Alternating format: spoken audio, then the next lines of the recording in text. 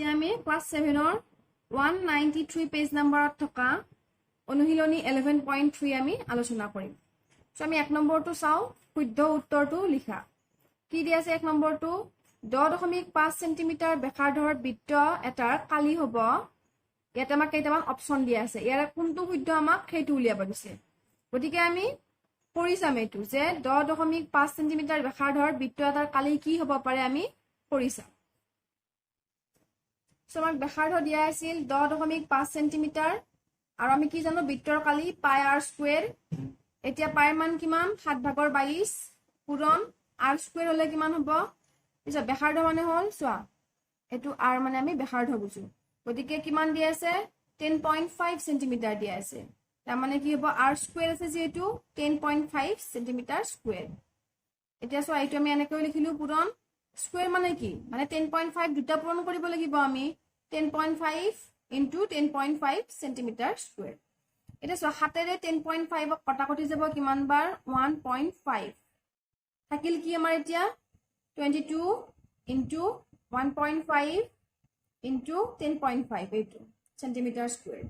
এই গোটেই গিটা পূৰণ কৰিলে আমি কিমান পাম এনসাৰটো 346.5 সেন্টিমিটাৰ স্কয়াৰ।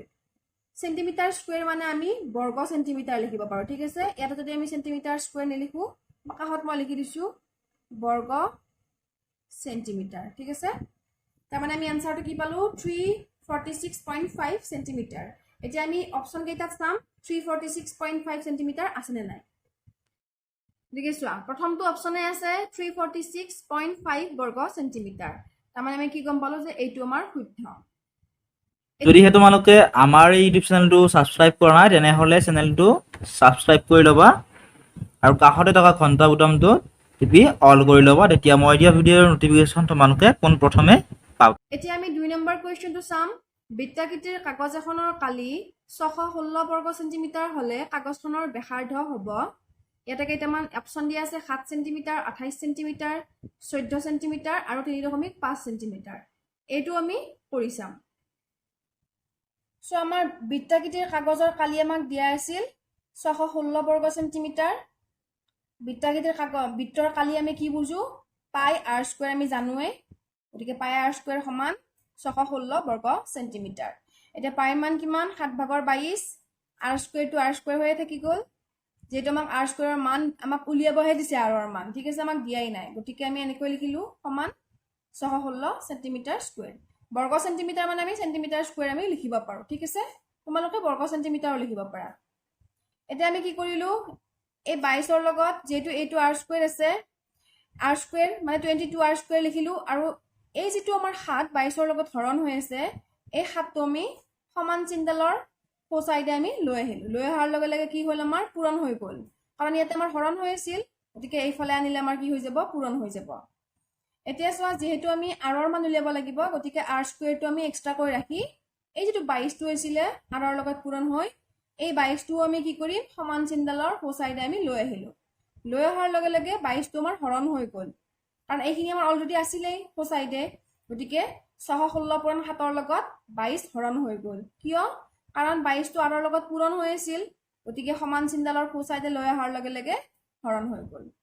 এতিয়া চোৱা r স্কয়াৰ সমান 616 পূৰণ 7 কৰিলে কিমান হ'ব 4312 ডিভাইড বাই 22। r স্কয়াৰ মানে এতিয়া 22 এৰে 4312 হৰণ কৰিলে আমি কিমান পাম 196 সেন্টিমিটাৰ স্কয়াৰ। এটা ইয়াতে আমাৰ r স্কয়াৰ আছে, গতিকে ইয়াতেও আমি স্কয়াৰ কৰিব লাগিব। গতিকে এনেকুৱা এটা সংখ্যা লাগিব যিটো সংখ্যা স্কয়াৰ কৰিলে আমি 196 পাম। কোনটো সংখ্যা 14 14 স্কয়াৰ তোমালোকে কৰি চাবা।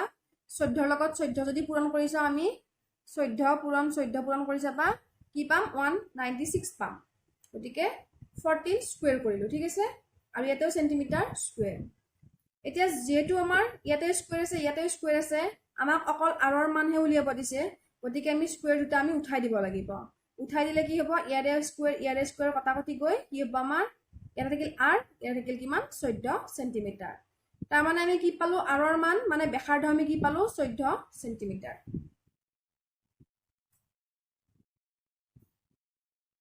গতিকে চোৱা এতিয়া 2 নম্বৰৰ আমি কি পাইছিলো আনসাৰটো 14 সেন্টিমিটাৰ।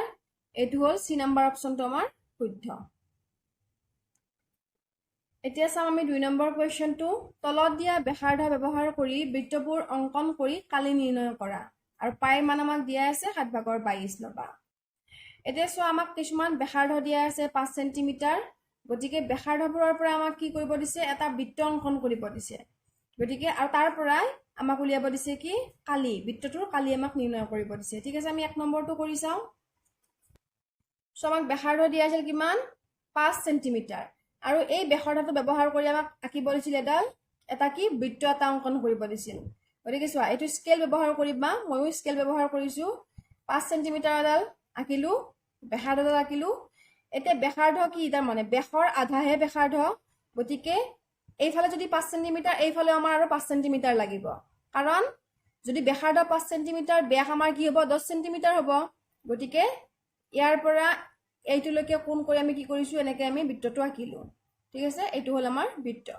এতিয়া আমাক কি কৰিব দিছিল যে এই বৃত্তৰ পৰা আমাক কালি উলিয়াব দিছিল যে বৃত্তৰ কালিৰ সূত্ৰটো কি বৃত্তৰ কালি পাই r স্কয়াৰ এতিয়া পাই মান আমাক কি ল'ব দিছিল 7/22 ল'ব দিছিল পূৰণ r স্কয়াৰ মানে কিমান r মানে হল ব্যাসাৰ্ধ আমাক দিয়া হল কিমান 5 গতিকে এটা যেটো স্কয়াৰ আছে ইয়াতে আমি স্কয়াৰ দিম 5 স্কয়াৰ এতিয়া চোৱা 7/22 পূৰণ 5 স্কয়াৰ কৰিলে কিমান হ'ব 5 5 গুণ 25 এতিয়া 7ক যদি আমি 22ক যদি আমি 7ৰে হৰণ কৰো কিমান পাম 3.14 পাম পূৰণ 25 এই দুটা পূৰণ কৰিলে আমি পাম 78.5 সেন্টিমিটাৰ স্কয়াৰ ঠিক আছে গতিকে বৃত্তটোৰ কালি হ'ব এইটো বৰ্গ সেন্টিমিটাৰ বুলি লিখিব পাৰা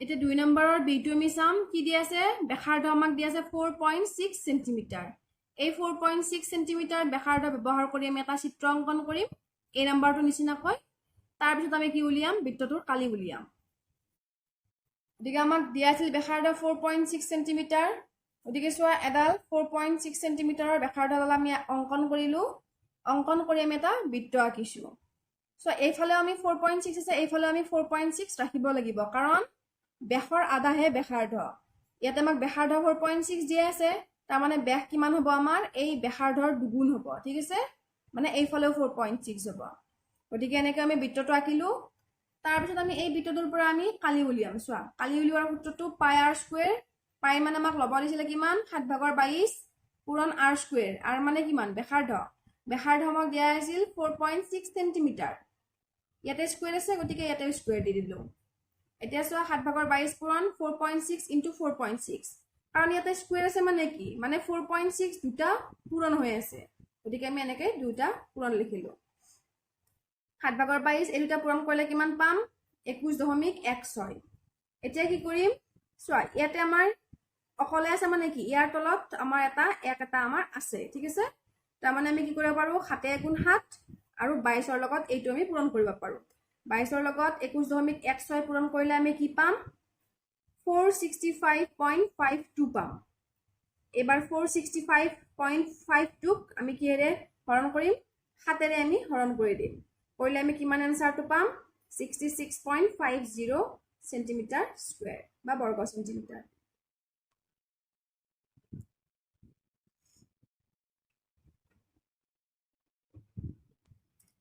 এতিয়া সি নম্বৰটো 5.5 মিটাৰ আছে গতিকে এইটো একে বি আৰু এ নিচিনাকৈ একে ধৰণে তোমালোকে কৰিবা ঠিক আছে 5.5 মিটাৰ যে তোমাৰ ব্যাসাৰ্ধ আছে এই ব্যাসাৰ্ধ ব্যৱহাৰ কৰি আগৰ কেইটা যেনেকৈ চিত্ৰ আঁকিছো ঠিক তেনেদৰে এটা চিত্ৰ মানে বৃত্ত এটা অঙ্কন কৰিবা তাৰ পিছত যেটো বৃত্তৰ কালি উলিওৱাৰ সূত্ৰ আছে সেই সূত্ৰটোত বহুৱাই কালি উলিয়াই দিবা ঠিক আছে আগৰ কেইটাৰ নিচিনাকৈ